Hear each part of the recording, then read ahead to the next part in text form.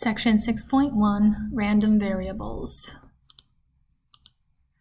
If we roll a fair die, the possible outcomes are the numbers 1, 2, 3, 4, 5, and 6, and each of these numbers has a probability 1 over 6. Rolling a die is a probability experiment whose outcomes are numbers. The outcome of such an experiment is called a random variable. A random variable is a numerical outcome of probability experiment. Discrete random variables are random variables whose possible values can be listed. Examples include the number that comes up on the roll of a die, the number of siblings a randomly chosen person has. A continuous random variable are random variables that can take on any value in an interval. Examples include the height of a randomly chosen college student, the amount of electricity used to light a randomly chosen classroom. A probability distribution for a discrete random variable specifies the probability of each possible value of the random variable. Properties are that the probability is between 0 and 1, and the sum of the probabilities is 1. Those are two important properties. Decide if the following represents a probability distribution. So what we're checking for is to see if all of these numbers under the probability of x column are less than 1, bigger than 0, and if this all adds up to 1. So this is not a probability distribution because this one here, the probability of 3, is a negative number. It has to be between 0 and 1. Let's take a look at this one. So they're all between 0 and 1. The only other thing that you have to do is add them up to make sure they equal 1, and they do. So this is a probability distribution. They're all between 0 and 1, and if you take your calculator out and add those, they add up to a 1. This one here, this is not, because right here, this probability is bigger than 1. So it's not. So if we have to compute the probabilities, as an example, 4 patients have made appointments to have their blood pressure checked at a clinic. Let x be the number of them that have high blood pressure. The probability distribution of x is as follows. So you want to find the probability that people, or that we're between 2 or 3 for the people. So the probability between 2 and 3. So they're mutually exclusive.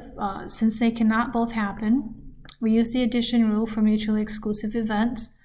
So the probability of 2 or 3 is the probability of 2 plus the probability of 3. So you pretty much just add these two numbers where the 2 and the 3 are, and you get 0.35. Find the probability of more than 1. So more than 1 does not mean 1. It means 2, 3, or 4. So you add up the 0.27, 0.08, 0.01, and you get 0.36. At least 1.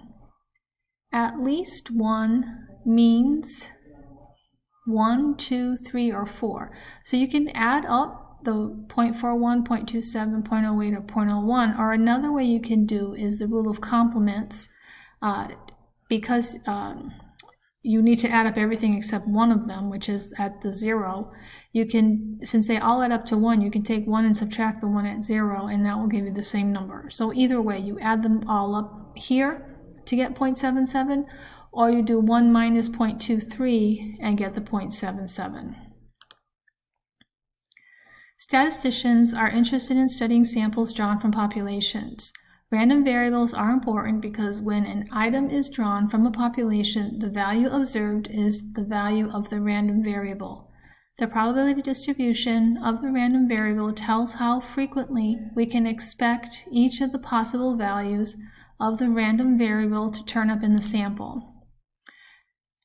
An airport parking facility contains 1,000 parking spaces. Of these, 142 are covered long-term spaces that cost $2 per hour. 378 are covered short-term spaces that cost $4.50 an hour. 423 are uncovered long-term spaces that cost $1.50 an hour. And 57 are uncovered short-term spaces that cost $4 an hour. A parking space is selected at random. Let X represent the hourly parking fee for a randomly sampled space. Find the probability distribution of x. So to find the probability distribution of x, we must list the possible values of x and then find the probability of each of them.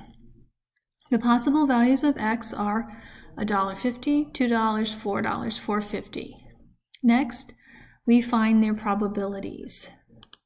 So we need to know the total number of spaces, which is 100, and then you just do division. So the ones that cost $1.50, if I look through here, there's 423 of those, so you do 423 divided by 1,000, you get 0.423. So the x is $1.50, the probability of x is 0.423.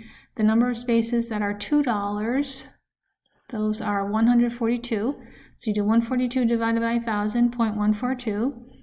$4 spaces are 57, so you 57 divided by 1,000, so 0.057. And finally, there's 378 at 450, so it's 0.378 after you divide it. So here is your probability distribution. Often when we draw a sample, we compute the sample mean. The quantity x bar is a random variable because its value is different for different samples. The probability distribution of our 4x bar is usually difficult to compute. We will learn a way to approximate the probability distribution of the sample mean when the sample size is large in a later chapter. So for now, let's take a look at this. The probability distributions can be represented with histograms to visualize the distribution. So the following represents the probability distribution and histogram for the number of boys in a family of 5 children, using the assumption that boys and girls are equally likely and that births are independent events. So notice the distribution here. We didn't really see the data, they just gave us the chart. Recall that the mean is a measure of center. The mean of a random variable provides a measure of center for the probability distribution of random variable.